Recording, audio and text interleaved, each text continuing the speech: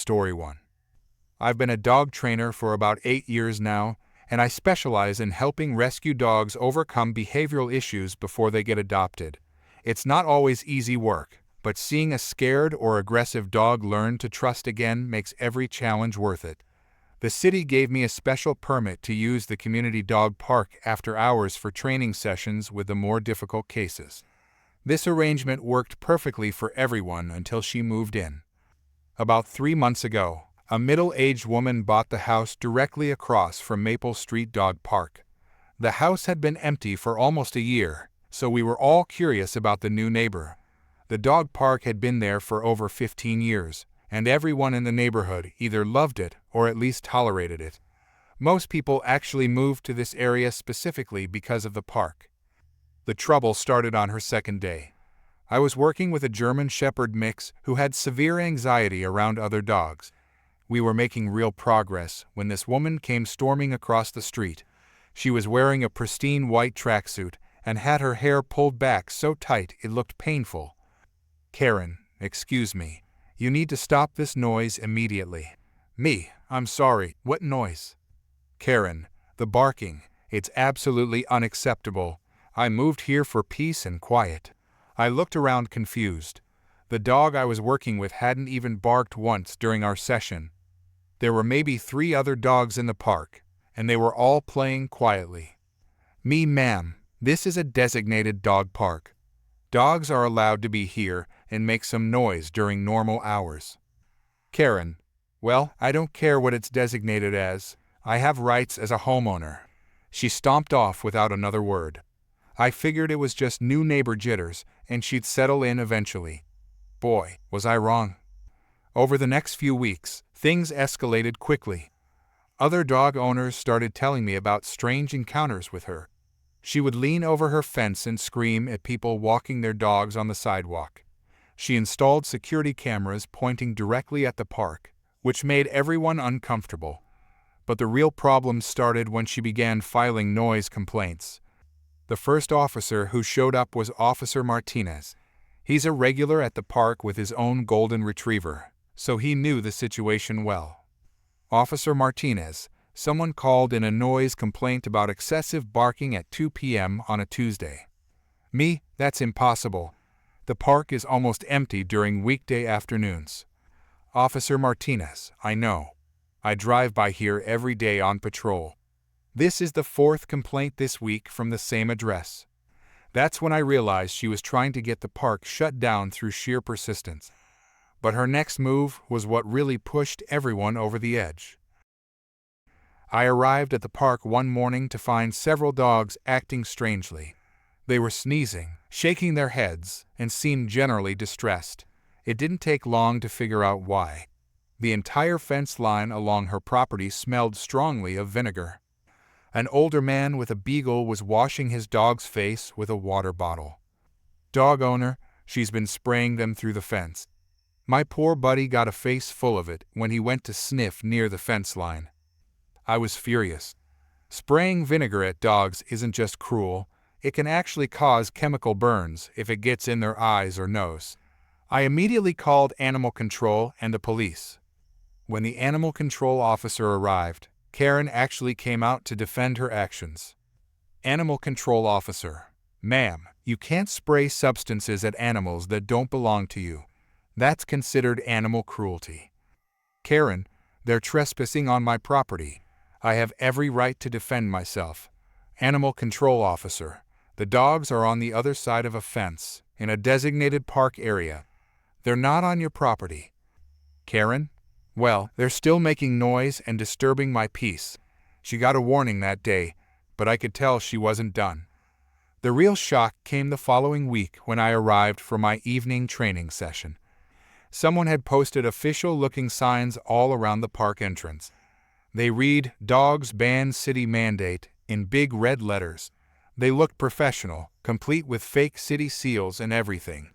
Several dog owners were standing around looking confused and upset. "Confused dog owner, did you hear about this new ban?" "Me, there's no way this is real." The city would have sent notices to all permit holders. I called the city parks department immediately. They confirmed that no such mandate existed and that someone was posting fake signs. They said they'd send an inspector out the next day to investigate. That night, I decided to set up my own camera to catch whoever was putting up these signs. I borrowed a trail camera from a friend and positioned it to cover the main entrance.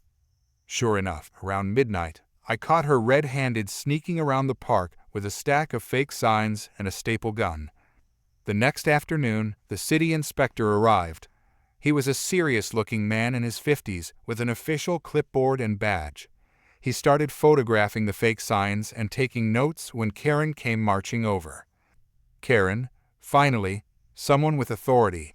I've been trying to get this noise violation addressed for weeks. City inspector, ma'am, I'm here to investigate reports of fraudulent city signage.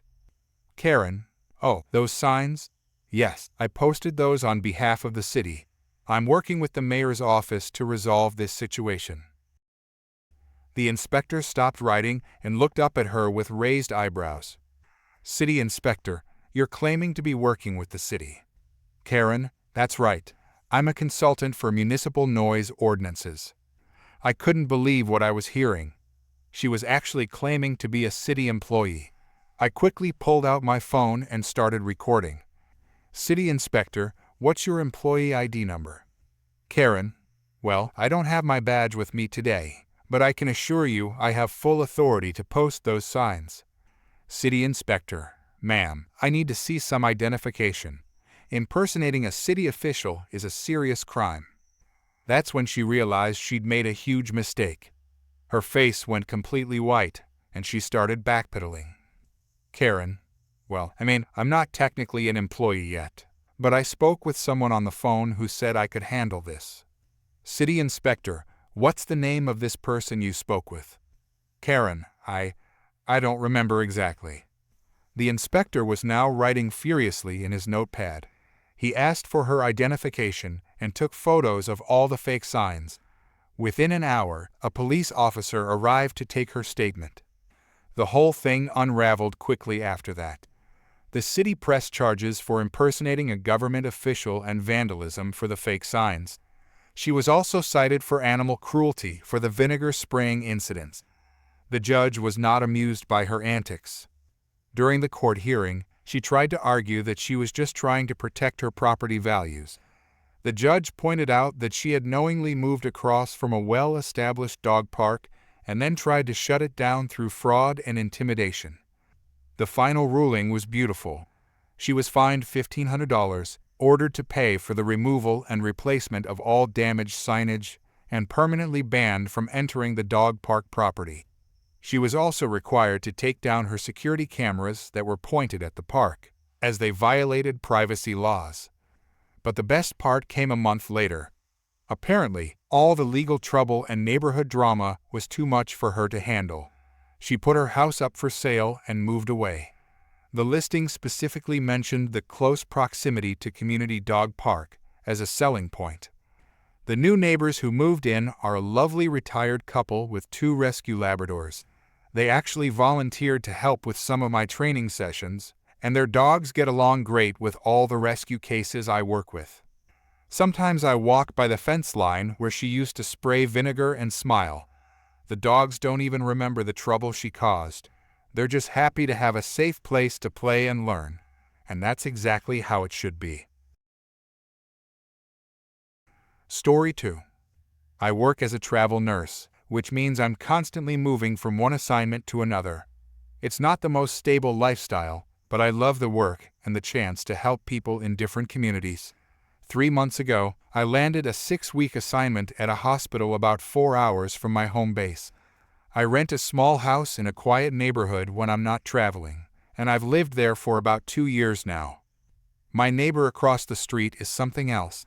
She moved in about 8 months ago and immediately started acting like she owned the whole block.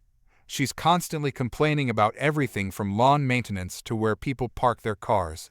I try to avoid her, but she always finds reasons to come over and lecture me about something. When I got my latest assignment, I knew I'd be gone for 6 weeks. I made sure to prepare my house properly. I stopped mail delivery, set up automatic timers for some lights, and parked my car in the driveway like always. It's a reliable sedan that I use when I'm home, but I take my work truck for long assignments since it has better storage for my medical equipment. The morning I left, my neighbor was outside watering her plants. She watched me load up my truck and drive away. I thought nothing of it. 2 weeks into my assignment, I got a call from my elderly neighbor who lives next door. He's a sweet man who's been in the neighborhood for 30 years. "Neighbor, hey, I hope I'm not bothering you, but I saw something strange happening at your house yesterday." Me, "Not at all. What's going on?" Neighbor, "Well, that woman from across the street had a tow truck come and take your car away. She was standing there directing them like she owned it." My heart dropped. I couldn't believe what I was hearing. Me, "She did what? Are you sure?" Neighbor, "I'm positive. I was going to call the police, but she saw me watching and came over. She told me you had abandoned the car and she was just being a good neighbor by having it removed." I was furious but tried to stay calm. I thanked him and immediately called the local police department. The officer I spoke with said they needed more evidence since it was essentially one person's word against another's. That's when I remembered I had installed security cameras 6 months ago after someone kept going through my garbage. The next day, I drove home during my break between shifts. I was exhausted from the 4-hour drive, but I needed to check my security footage. What I found was even worse than I had imagined. The camera showed Karen walking over to my car 3 days after I left. She spent about 10 minutes looking through the windows and checking if it was locked. The next day, she came back with her phone and started taking pictures of my car from every angle. Then came the really shocking part. 2 days later, a tow truck arrived. Karen met the driver and pointed at my car while gesturing dramatically. She handed him some paperwork and watched as they loaded my car onto the truck. After they left, she stood in my driveway for a few minutes, looking pleased with herself. But the cameras kept recording. That same evening, I watched Karen post something on her phone while standing next to where my car used to be parked. She took a selfie with the empty driveway in the background. I called the police again, and this time they took it seriously. The officer who came to view the footage was shocked. "Officer, ma'am, this is clearly theft and fraud. Do you have any idea where your vehicle might be now?" Me, "No, but I'm worried she might be trying to sell it." "Officer, we'll start investigating immediately. In the meantime, can you send us copies of this footage?" I spent the next day calling local tow companies and impound lots, but nobody had my car. That's when the officer called me back with news. "Officer, we found your car. Your neighbor posted it for sale on Facebook Marketplace as a repossession special. She's asking for $3,000 cash." Me, "You're kidding me." "Officer, I wish I were. We're setting up a sting operation. We have someone pose as a buyer, and when they meet her for the transaction, we'll be there." I couldn't believe the audacity. She had not only stolen my car, but was trying to profit from it. The sting happened 2 days later. The police had an undercover officer contact Karen about buying the car. She agreed to meet at a parking lot downtown, claiming she had the title and everything was legitimate. According to the police report I received later, Karen showed up with fake paperwork claiming she had the right to sell the car as an abandoned vehicle. The undercover officer asked to see the car, and Karen led him to where she had it parked behind a storage facility. When the officer asked for the title, Karen started making excuses about how it was being processed. That's when the other officers moved in and arrested her. The best part came when they searched her phone. She had posted on social media about her brilliant plan to make money from abandoned vehicles in the neighborhood. She even bragged about how easy it was to fool tow truck drivers. Karen was charged with theft, fraud, and filing false police reports. The local news picked up the story, and it went viral on social media. The headline was something like, "Woman arrested for stealing neighbor's car while they were at work." I got my car back the next day. It was exactly as I had left it, thankfully. Karen had been too afraid to actually drive it anywhere, probably worried about getting caught. The whole ordeal cost me time and stress, but seeing her get arrested made it worth it. The judge ordered her to pay restitution for the towing fees and storage costs, plus court costs and fines. The funniest part was when I got back home permanently a month later. Karen's house had a for sale sign in the yard. Apparently, the viral news story made her too embarrassed to stay in the neighborhood. I still can't believe someone would think they could just steal a car because it sat in a driveway for 2 weeks. The whole thing would have been perfect if she had just minded her own business like a normal neighbor. Story 3. I moved into Sunset Gardens apartment complex about 6 months ago with my wife and our 8-year-old daughter. We chose this place specifically because of the nice pool area. My wife works as the vice chair for the homeowners association here, which means she deals with all the community rules and complaints. I'm a software developer who works from home, so I figured having a pool nearby would be perfect for taking breaks and spending time with my daughter after school. Everything was great for the first few months. The pool was clean, people were friendly, and my daughter loved swimming there every weekend. But then this woman moved into the building across from ours, and everything changed. She was probably in her 50s, always wore these huge sunglasses, and had this way of walking around like she owned the place. Within 2 weeks of moving in, she started showing up at the pool every single day. Not to swim, mind you. She would sit in one of the lounge chairs with a clipboard and just watch everyone. The first time I noticed something was off was on a Saturday afternoon. My daughter and I were at the pool, and she was excitedly jumping in and splashing around like kids do. This woman marched over to us with her clipboard. "Karen, excuse me, but excessive splashing is not allowed in this pool area." Me, "I'm sorry, what?" "She's just playing." "Karen, I'm the pool president here, and I've implemented new safety rules. Children need to swim quietly to avoid disturbing other residents." I looked around. There were maybe 3 other people at the pool, and they were all the way on the other side. My daughter was being a normal kid. Me, pool president, I don't think that's a real position. Karen, well, it is now. Someone needs to maintain order around here. I decided to just move to a different part of the pool with my daughter rather than cause a scene. But that was just the beginning. The next weekend, she was there again with her clipboard. This time, she had made herself a little laminated badge that said Pool Authority and pinned it to her shirt. "Karen, I need to see your pool passes." Meet pool passes. Karen, yes, all residents need to show their pool passes before entering the pool area. It's for security purposes. Me, we live here. You've seen us here every weekend for months.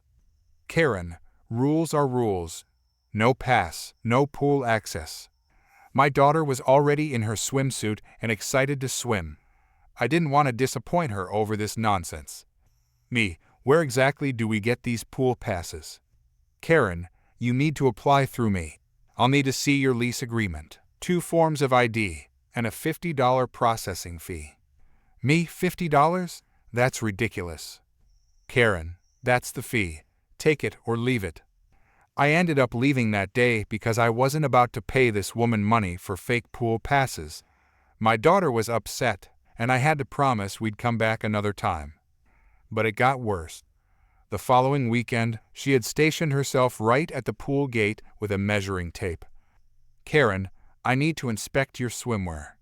Me, excuse me. Karen, new dress code policy. All swimming attire must meet appropriate standards. Men's swim trunks cannot be shorter than 6 inches above the knee. She actually tried to measure my swim shorts with her tape measure. I stepped back. Me, you're not touching me with that thing. Karen, then you can't use the pool. Dress code violations are serious safety issues. Me, how is the length of my shorts a safety issue? Karen, inappropriate swimwear creates distractions and can lead to accidents. This was getting completely out of hand. My daughter was watching this whole exchange, confused about why this woman was being so mean. Me, look, I think there's been a misunderstanding. Can you show me the actual rules that say you have authority to do any of this? Karen, I don't need to show you anything. I'm the pool president, and what I say goes. Me, according to who? Where's your documentation? Karen, are you challenging my authority? Me, I'm asking for proof that you have any authority to begin with. She got this nasty look on her face and pulled out her phone. Karen, fine. You want to be difficult. I'm calling the property management company right now to have you evicted for harassment and failure to comply with pool regulations. Me, go ahead and call them. While you're at it, ask them about your pool president position. Karen, don't test me. I have connections. I know people who can make your life very difficult here. Me, really? What kind of connections? Karen, important people. People who make decisions about who gets to stay in this community and who doesn't. That's when I decided I'd had enough of this whole charade. Me, well, since you mentioned connections, I should probably mention that my wife is the vice chair of the homeowners association here. You know, the people who actually make and enforce the real rules. The color drained from her face. Me, so why don't we call her right now and ask about these pool regulations you've been enforcing? Karen, your wife is not the vice chair. I would know if she was. Me, would you? Because she's been in that position for 2 years, and part of her job is dealing with residents who cause problems in common areas. I pulled out my phone and called my wife, putting it on speaker. My wife, hey honey, what's up? Me, hi, I'm here at the pool with our daughter, and there's a woman here claiming to be the pool president. She's demanding pool passes, measuring swimwear, and threatening to have us evicted. She says she has authority to enforce these rules. My wife, pool president? There's no such position. Who is this person? Me. She says her name is Karen, and she lives in Building C. My wife, I'll be right down. Karen had gone completely silent during this phone call. She was just standing there holding her clipboard and measuring tape. My wife showed up 5 minutes later with a folder full of documents. She introduced herself to Karen as the vice chair and asked to see any official documentation about these pool rules. Of course, Karen couldn't produce anything because there was nothing to produce. My wife explained that Karen had no authority to enforce any rules, collect any fees, or restrict anyone's pool access. She also mentioned that impersonating a community official and harassing residents were serious violations of the lease agreement. The best part came a week later. The homeowners association held an emergency meeting about the pool situation. They voted to revoke Karen's pool privileges for the rest of the season for harassment and creating a disturbance. They also installed a new official sign by the pool that specifically banned self-appointed authority figures from interfering with other residents' use of common areas. Karen tried to appeal the decision, claiming she was just trying to help maintain order. But several other residents came forward with their own stories about her harassment. Apparently, she had been bothering people about everything from their parking to their dog walking schedules. Now when my daughter and I go to the pool, it's peaceful again. Karen still lives here, but she's not allowed in the pool area. Sometimes I see her watching from her apartment window with those big sunglasses, probably planning her next attempt at controlling something she has no business controlling. The funniest part is that the property management company loved the new sign so much that they're putting up similar ones at all their other properties. So Karen's little power trip ended up creating a permanent solution to prevent other people from doing exactly what she did. My daughter asked me why that woman was so mean to everyone. I told her that some people think they can make up rules for other people, but that's not how communities work. Real rules come from real authorities, and everyone has to follow the same ones. Story 4. My husband and I had been planning our dream wedding for 2 years. We saved up every penny for this perfect day at this gorgeous venue overlooking the lake. The most important thing to us was having an elegant, peaceful ceremony where we could actually hear our vows and feel the moment. That's why we made it adults only. No kids. The invitations clearly stated this, and we even called family members personally to explain. I work as an event coordinator, so I know how quickly kids can turn a formal event into chaos. My husband is a teacher, and while he loves children, he wanted our wedding day to be about us as a couple. We weren't being mean, we just wanted one day where the focus stayed on our commitment to each other. 3 weeks before the wedding, my sister-in-law started calling my husband nonstop. "Sister-in-law, you have to make an exception for my son. He's family." "My husband, we've been over this. No kids means no kids. We're not making exceptions." "Sister-in-law, but he'll be so disappointed. He was looking forward to it." "My husband, he's 6. He won't even remember this wedding. Find a babysitter like everyone else did." She kept pushing and pushing. She tried guilt trips. She tried going through other family members. She even called my parents to complain. Everyone told her the same thing: respect our wishes or don't come. 2 days before the wedding, she finally agreed to get a babysitter. We thought the drama was over. The wedding day arrived, and everything was perfect. The weather was beautiful, the flowers looked amazing, and all our guests were seated quietly in the elegant ceremony space. My husband looked so handsome waiting at the altar, and I felt like I was floating as I walked down the aisle. Then, right as we were about to start our vows, the most sacred part of our entire wedding, I heard a kid whining loudly from the back. I looked over, and there she was. My sister-in-law, sitting in the back row with her 6-year-old son, who was already getting restless and making noise. She had the nerve to show up with him anyway, thinking we wouldn't make a scene during our own ceremony. The officiant tried to continue, but the kid got louder and more disruptive. He was kicking the chair in front of him, dropping his toys, and whining about being bored. Other guests started turning around and shushing, but she just sat there like nothing was happening. Then came the moment I'll never forget. Right as my husband started saying his vows, the words we'd written together, the promises we dreamed of sharing, her son started full-on crying and having a meltdown. That's when she did the unthinkable. She stood up, marched right up to the front of the ceremony, and interrupted my husband mid-sentence. "Sister-in-law, excuse me, sorry, but can you guys speed this up? My son is getting bored, and this is taking way too long. Maybe make it more fun for the kids." The entire wedding party and all our guests just stared in shock. My mouth dropped open.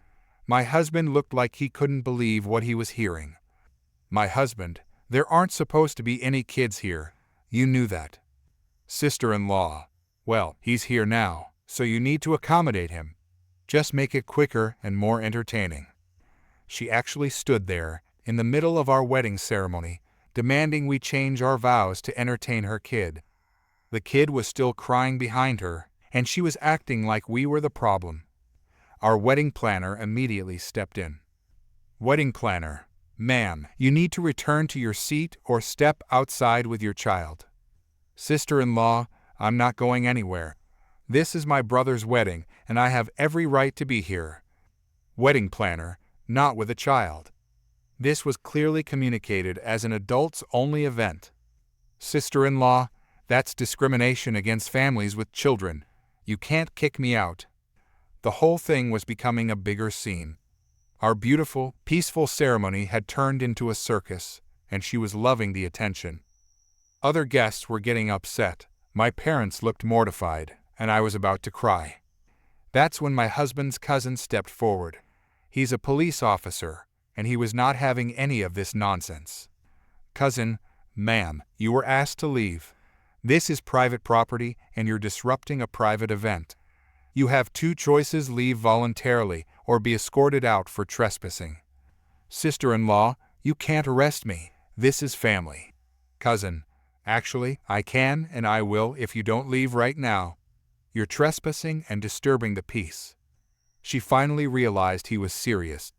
Her face went red, and she started gathering her stuff, muttering under her breath about how we were all unreasonable and how her son deserved to be included. "Sister-in-law, fine. But don't expect me to be part of this family anymore. You'll regret treating me like this." She stormed out with her crying kid, slamming the door behind her. The cousin followed to make sure she actually left the property.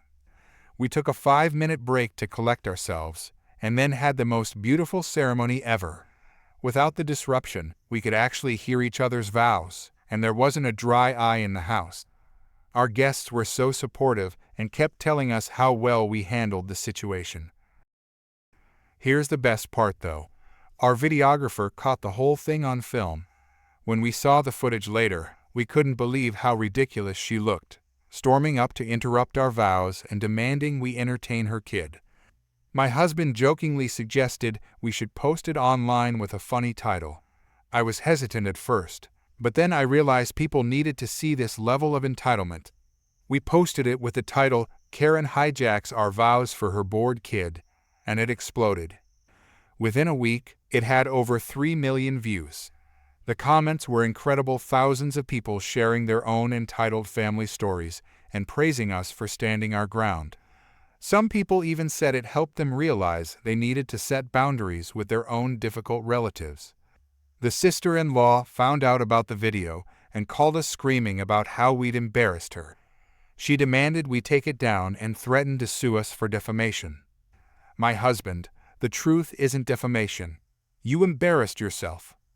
She's been blocked on all our social media now, and we haven't spoken to her since. Honestly, our lives have been so much more peaceful without her drama. The rest of the family supports us completely. They'd all dealt with her entitled behavior for years.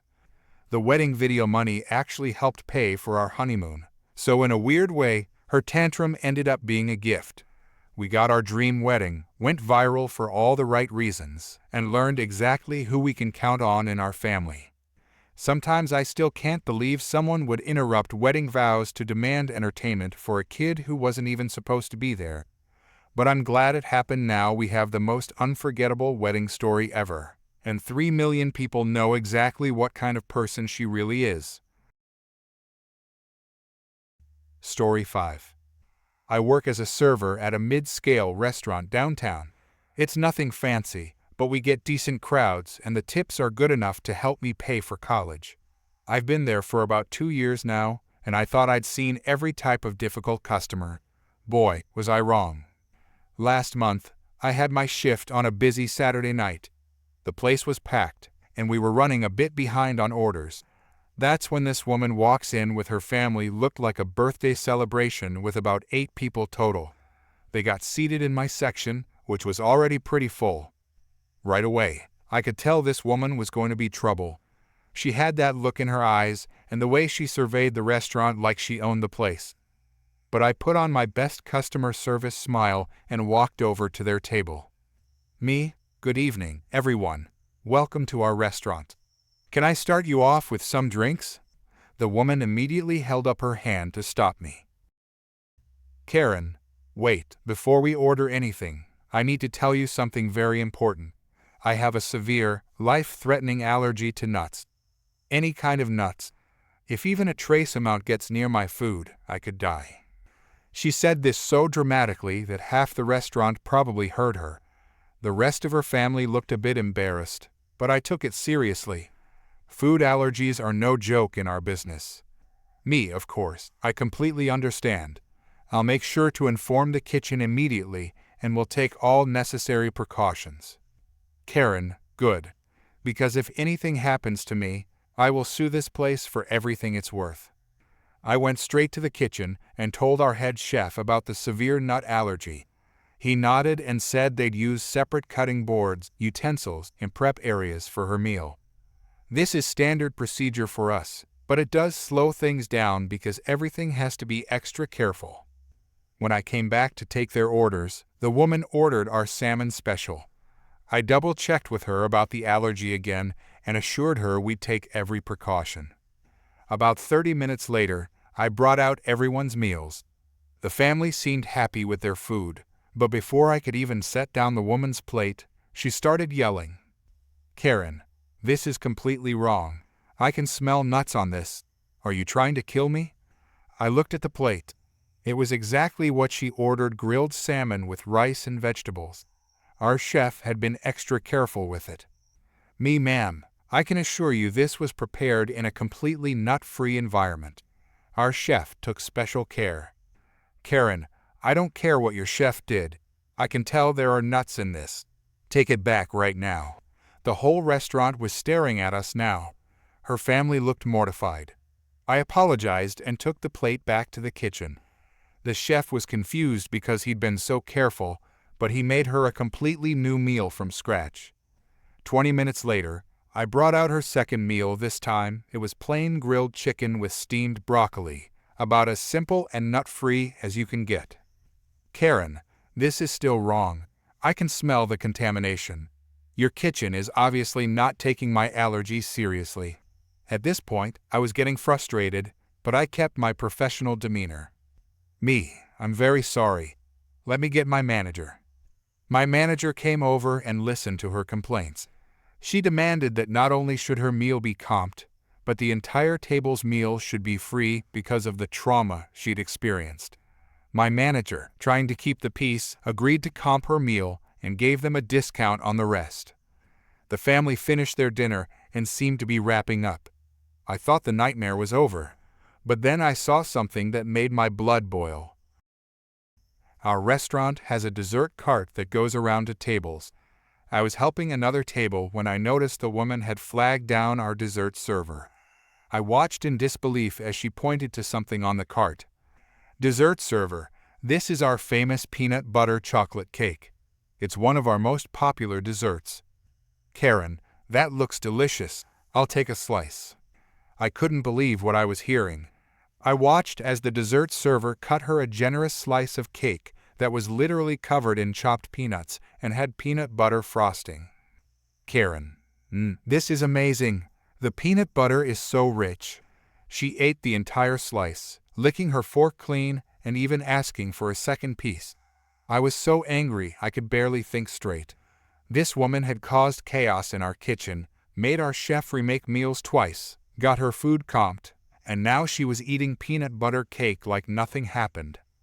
I immediately went to get my manager and told him what I'd witnessed. He came over and watched as she finished her second slice of peanut butter cake. "Manager, excuse me, ma'am. I couldn't help but notice you're eating our peanut butter cake. Didn't you tell us earlier that you have a severe nut allergy?" Karen's face went white. She started stuttering. "Karen, well, this is different. It's not the same kind of nuts." "Manager, ma'am, this cake contains peanuts, peanut butter, and is garnished with chopped peanuts. If you truly had a life-threatening nut allergy, you'd be in the hospital right now." The woman tried to argue, but my manager wasn't having it. He told her that he was going to review the security footage from tonight. Sure enough, our cameras had captured everything: her dramatic claims about her allergy, her rejecting 2 perfectly good meals, and then her enthusiastically eating 2 slices of peanut butter cake. "Manager, ma'am, you've wasted our time, disrupted our kitchen, caused stress for our staff, and committed fraud by getting free food under false pretenses. You're banned from this restaurant effective immediately." "Karen, you can't do that. I'm a paying customer." "Manager, actually, you didn't pay for anything tonight. And yes, I can ban you. Security will escort you out if necessary." The best part came a few days later. My manager told me that he'd shared the security footage with our local restaurant association group. Word spread quickly through the hospitality community about what she'd done. Within a week, she'd been quietly blacklisted from most of the decent restaurants in our area. A few weeks after that, I heard from a friend who works at another restaurant across town that the same woman had tried to pull the exact same stunt there, but they'd already been warned about her and refused to serve her at all. I still work at the restaurant, and we still take food allergies very seriously. Real allergies, that is. But now we're all a lot more aware of people who might be trying to scam free meals. And every time I see that peanut butter cake on our dessert cart, I can't help but smile a little.